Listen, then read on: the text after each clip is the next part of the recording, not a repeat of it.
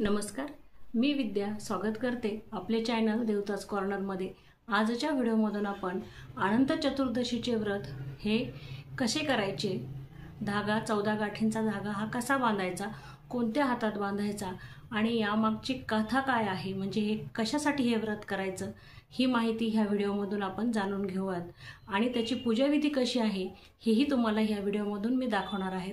तर चला, सर्वात प्रथम अगोदर पूजा कशी करायची आणि कोणत्या देवतेची करायची, हे व्रत कोणत्या देवतेशी निगडित आहे आणि कशासाठी केले जाते हे आपण अगोदर बघूयात। तर चला पूजेला सुरुवात करूयात। तर बघा, सर्वात प्रथम आपल्याला असा धागा घ्यायचा आहे, जो धागा आपण अनंत धागा म्हणून 14 गाठींचा याचा तयार करणार आहोत आणि हातामध्ये बांधणार आहोत। आणि श्री हरी विष्णूंचा फोटो घ्यायचा आहे। माझ्याकडे असा होता, तुम्ही लक्ष्मी देवी पाय दाबताना जो फोटो आहे तो तुमच्याकडे असेल किंवा सत्यनारायणाचा फोटो असेल तर तो तुम्हाला घ्यायचा आहे आणि त्याची पूजा तुम्हाला करायची आहे। आणि हे बघा, आता सर्वात प्रथम अगोदर आपण फोटोला हळदी कुंकू लावून घेऊ।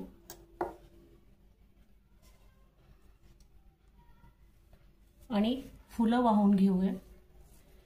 अगोदर आपण मग दिव्याला मी अगोदरच हळदी कुंकू लावलेला आहे, दिव्यालाही फुलं अर्पण करूयात आपण।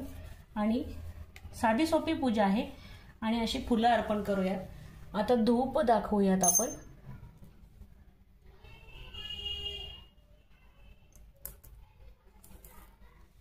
आपण मग नंतर अगरबत्ती फिरवून घेऊ।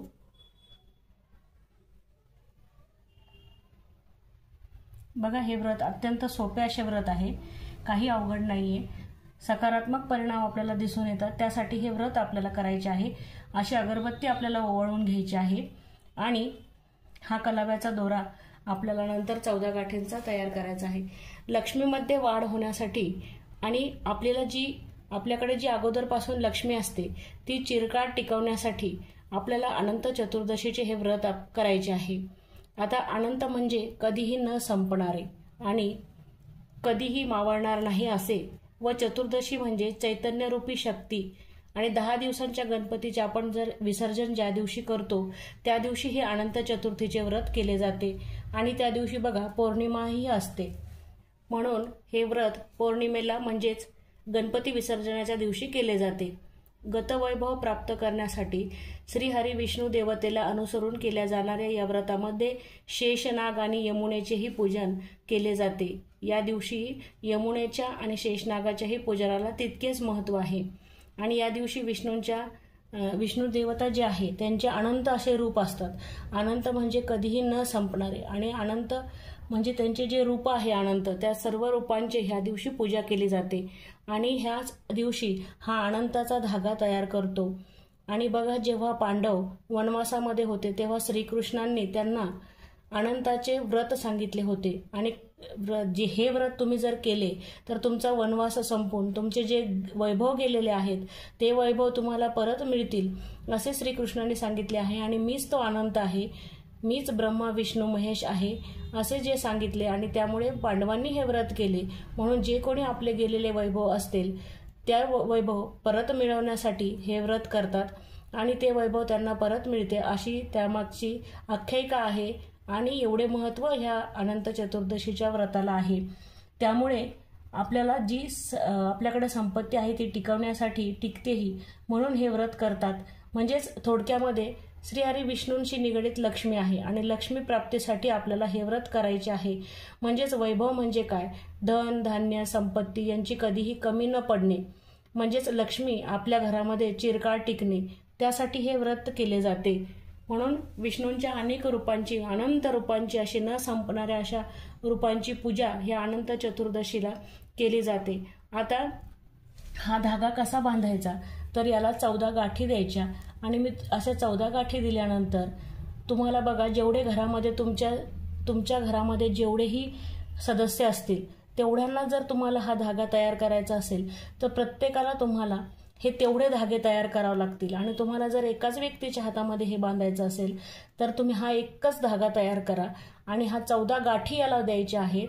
त्यावेळेस तुम्ही विष्णू सहस्त्रनाम किंवा विष्णू सहस्त्रनामावलींचा जप ह्या दिवशी तुम्ही करू शकतात।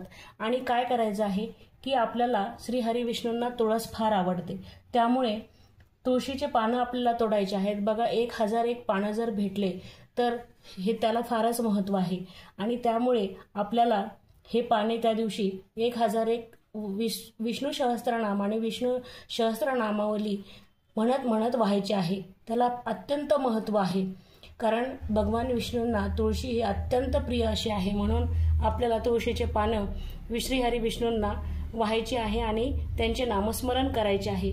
तुम्ही महालक्ष्मी, श्री सूक्त, विष्णू सहस्त्रनाम, विष्णू सहस्त्रनामावली असे अनेक पठण करू शकतात आणि बघा याची पोथीही आहे, ती तुम्ही वाचू शकतात आणि ती पोथी तुम्हाला मोबाईलमध्ये सहज गुगलवरती सर्च केली तर मिळून जाऊ शकते, नाहीतर व्हिडिओमध्ये तुम्ही एखाद्या मिळू शकते। आणि बघा जो ह्या ही गाठी बांधताना जो आपल्याला मंत्र म्हणायचा आहे तो तुम्हाला मी स्क्रीनवर देईल, तो मंत्र तुम्हाला म्हणायचा आहे आणि ह्या गाठी आपल्याला अशा पाडायच्या आहेत आणि या गाठी मग नंतर हा धागा कसा बांधायचा आहे तर बघा ज्या मुली आहे, बायका आहेत, त्यांच्या डाव्या हातामध्ये हा बांधायचा आहे आणि जे पुरुष आहे, मुलं आहेत, त्यांच्या उजव्या हातामध्ये हा धागा आपल्याला अनंताचा धागा बांधायचा आहे। असे केल्याने आपल्याला अनेक प्रकारचे जे स्थैर्य वैभव असतात ते प्राप्त होत असते आणि हे व्रत वर्षातून फक्त एकदा येते आणि त्यामुळे आपल्याला हे व्रत जी संधी चालून आलेली आहे व्रताची ती आपल्याला घालवायची नाही आहे। त्या दिवशी हे व्रत करायचे आहे। हा अनंताचा धागा आपल्याला हातात बांधायचा आहे आणि हा जर खराब झाला तर हा आपल्याला तुटला तर तुम्ही हा धागा तसाच ठेवून द्यायचा आहे। त्या पुढच्या वर्षी तुम्हाला अनंत चतुर्दशी जे हे व्रत येईल तर त्या दिवशी परत हा धागा तयार करायचा आहे आणि तो हातामध्ये बांधायचा आहे आणि हा धागा आपण गणपती विसर्जन करू त्या दिवशी तुम्हाला विसर्जन करायचं आहे। त्यामुळे वर्षातून एकदा येणारे परंतु आपले वैभव प्राप्त करून देणारे हे व्रत आपल्याला नक्कीच करायचे आहे आणि सगळे करतील अशी आशाही मी करते। आणि तुमच्याकडे जर पोथी नसेल तर काही हरकत नाही, तुम्ही फक्त विष्णू सहस्त्रनाम आणि तुम्ही 1000 नावे घ्यायची आहे, 1000 वेळेस जप करायचा आहे आणि विष्णू सहस्त्रनामावली म्हणायची आहे। तुम्ही मोबाईलमध्ये लावली तरी चालेल आणि पानं वाहिले तुळशीचे तरी चालतील।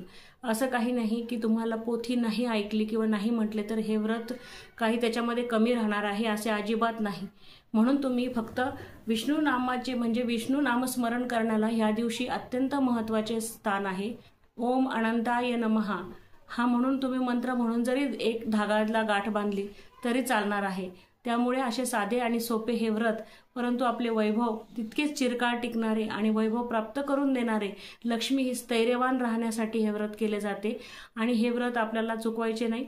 हे व्रत सगळ्यांनी करा आणि व्हिडिओ जरी आवडला असेल आणि माहिती आवडला असेल तर चॅनलला एक लाईक करा, सबस्क्राईब करा आणि कमेंट करायला अजिबात विसरू नका। धन्यवाद।